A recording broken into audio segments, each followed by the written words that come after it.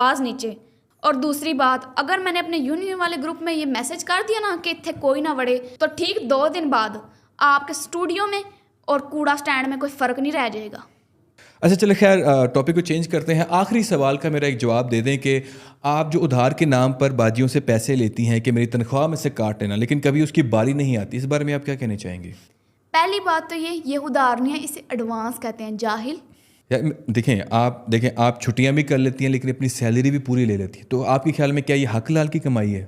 میری بات سنیں, ہمارا کام صرف صفائی نہیں کرنا ہوتا, ہونیسٹی بھی کوئی چیز ہوتی ہے. ہونیسٹی, ایمانداری.